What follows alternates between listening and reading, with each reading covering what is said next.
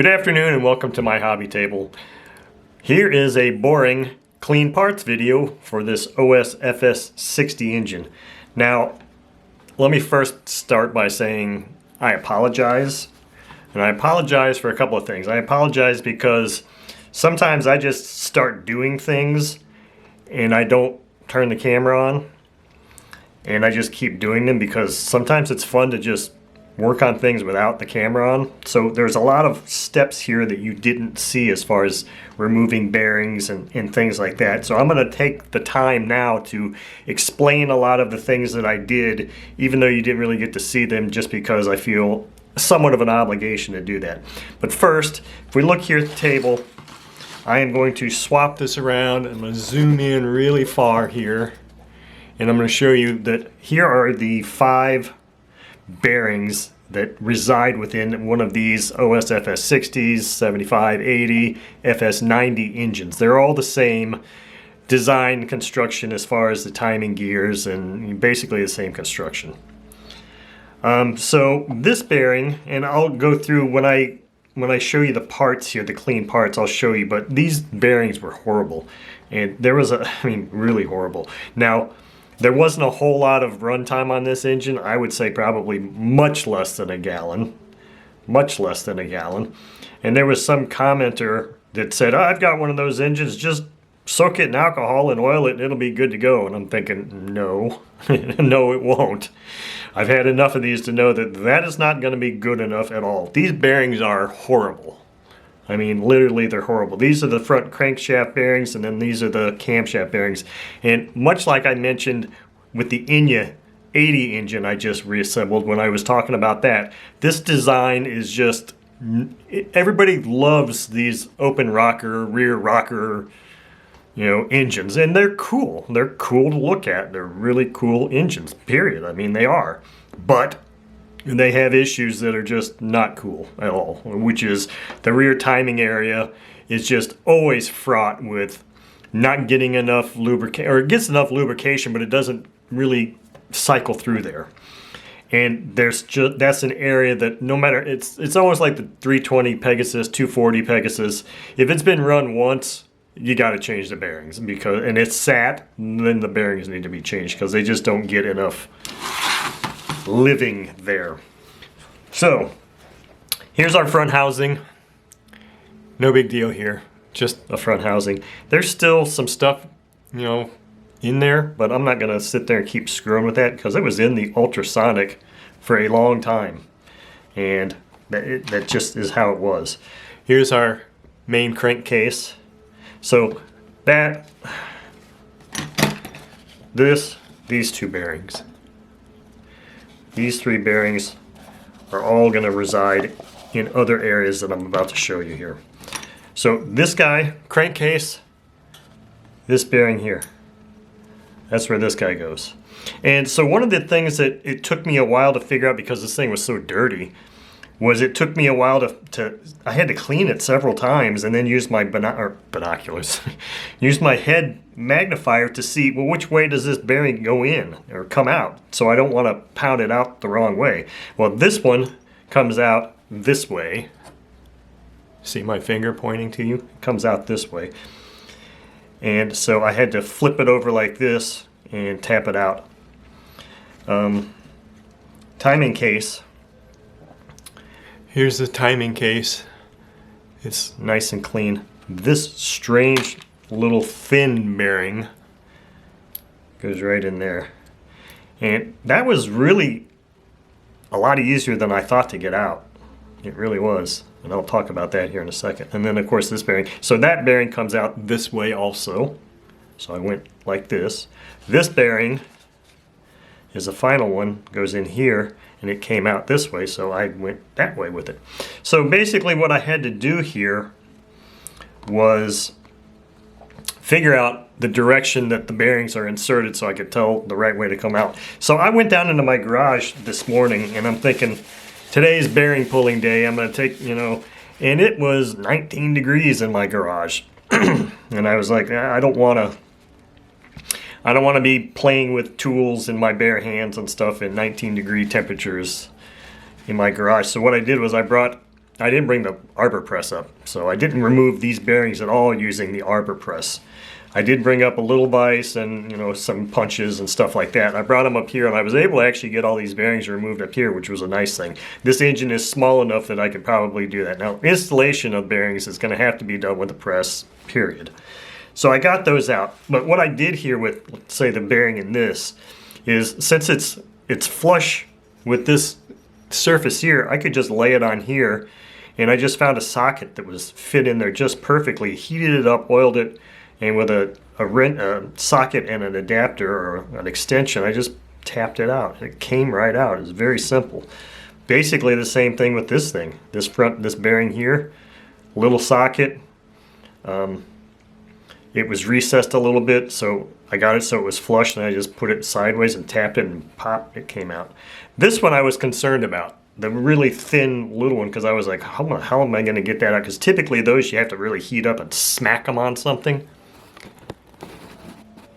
But since it's an uneven surface, smacking it would have not been fun. But luckily I just had a punch, and I just happened to catch an edge just enough, and it fell right out. So I was like, sweet, I'm good with that. So this is an assembled piece. This is the little timing gear. This is the screw that was inside the case. It sits in here like this. That I just kind of put these things together just to kind of keep them all together. But then there's that one bearing that gets sandwiched in between here. It's this one here.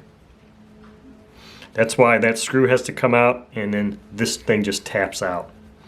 So there's that timing wheel, and then here's our timing gear with the cam lobes and all that. So the one other thing that you don't ever see, you seldom ever see, well, I don't know that I've ever really shown it on any of my videos, is how much time I take cleaning parts by hand. And so I always kind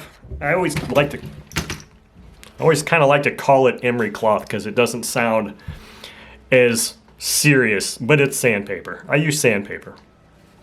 400, 600, maybe 2000 grit, depending on the material.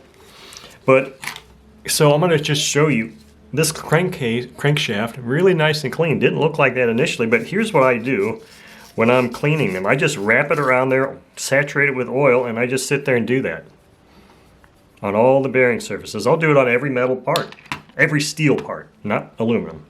I do it on these, do it on this shaft here. Any surface that I can get on, I'll do that, because sometimes that's what's required to get that little layer of rust or carbon or garbage off. Pieces that are flat like this, I'll just lay on a sheet and just do that. So those types of tasks are not necessarily very conducive, and they're not interesting really for putting on video. So that's one reason why I don't do that. So I spend a lot of time cleaning parts by hand off camera, because in a way for me it's kind of therapeutic also. But so continuing on, here's our head, very clean. Now it wasn't really bad to begin with. Piston, all of these things have this ballast all on here now. Ring is completely free. I didn't pull the connecting rod off the piston. There's really no need in doing that, and no need in taking the chance of losing snap rings. So I did drop the valves on this, and I didn't do that on, did I do that on camera? I can't remember. I'm making this video and I've already have others queued up to be edited. I don't know that I did this on camera, but the thing that's interesting with these is these valve guides are really tall. So typically what I'll use is a little wrench, a box end wrench, to push down on the retainer, and use a magnet to pull out that C-clip. But because of the height of these guides, I couldn't get the thickness of my wrench and the thickness of the retainer wasn't such that I could push it down enough to actually be able to get a smooth withdrawal of that E-clip. These are not C-clips, they're like little E-clips. They're like these little fucking things here. Like internal E-clips. And God, you don't, not like those are hard to find. You can find replacements, but jeez, if one of those things flies away, you're not gonna find it. It would be very difficult to find. But anyway, so what I had to do was I couldn't use my wrench, my open-end wrench, to do that. I ended up using a fingernail or a thumbnail and pushing down on the retainer so that it would go down enough so that I could get at that thing. And because those are E-clips, there's like a little, instead of like the Sato ones where it's really just a C piece, these are E-clips. So there's a little bit of a hole there, a little bit of a gap where you can just get a pick in there. So because the E part of those clips is kind of got a bulge on it, so it kind of clicks into place. It stays there. So to disengage that, you really kind of got to use a little bit of force, and then it's really scary because you don't have the, you're sitting there holding it like this and you're using a pick with this hand. You don't really have a magnet sitting there to catch that damn thing. So oil it up, oil the crap out of it so that if it flies off and hits something, maybe it'll stick to it, which is what happened in my case. But I just kind of did that, and if you're lucky, you can just move the pick and get in that hole and then grab it with your other finger at the same time, and it's tough. But one of them did get away. Luckily, when I was doing it like right here, this crankcase was sitting over here off to the side, and I saw it shoot, and I'm like, well, I heard it hit, but I don't know where it went. And then I looked, and because this crankcase was oiled up, it stuck to some oil on the side of the crankcase. I was like, ah, there it is, cool. I mean, like I said, you can find those pieces on, I think you can easily get those, but it's like, I don't want to have to order these little ass things when it's, you know, whatever. So that is, you know, the clean parts here. So I have bearings on order. So another person asked me in that video about bearings. So I couldn't remember where I got bearings from the last few times. So I did do some research, and these two bearings, the crankcase bearings, I get from my friend Brant, and there's a link that will be in all of my videos going forward here of his eBay store. So he'll always be there, linked to where to get where I normally get my bearings and where I get my gaskets for engines. So both of those links are going to be in the descriptions of all my videos from here going forward, so just look for that. These three bearings, I went to Boca, and I had to get them from Boca. But, here's the thing, and I've got a diagram I can put up for you, because I don't remember which one is which now at this point. You have to look up FS-60 camshaft bearings on the Boca site. You can't just go to the Boca site and look for standard RC engine bearings, because you won't find them. You have to look specifically for camshaft bearings and then OS FS-60. So that's what I did, because I knew that these engines were all the same. And they have these three in a pack for $30 or whatever, but one of them that's on there listed on their site is the wrong size. Again, just like the 320 Pegasus, 240 Pegasus, their frickin' numbers and dimensions are wrong. So the only good thing about the Boca stuff is that they always say it's an R6 or whatever, and they give you the dimensions. Well, what I did was I took these things out and I verified the dimensions from what I took out to what they said, and one of them, as I'll put up here in the document that I made, wasn't right. So, period. So don't just go buying Boca bearings without at least verifying your sizes, the bearings that you have in your hand first, because otherwise you're going to get really pissed, because first of all, their bearings are stupid expensive in my opinion compared to what I get mine from Brant on eBay for. But they're the only ones that had these really strange ones. And geez, this thing just doesn't even, it's just horrible. So anyway, that's the conclusion of this particular video that's showing my clean parts.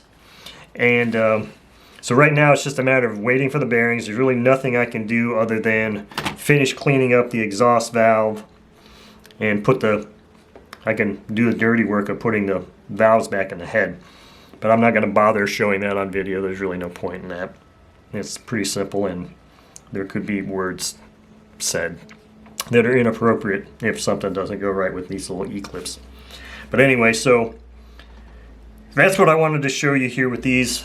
I've got bearings on order. I've got all these bearings on order at this time. So when they come in, depending on what the weather is like, maybe I'll show me inserting them into these various things. But if it's cold as hell outside, I don't know if you're going to see that or not. Maybe I'll lug that arbor press up here, but I just don't really have a firm table to sit it on. So anyway, that's it for this video. I hope you're enjoying watching this series on this latest OS FS-60 rebuild. Thank you.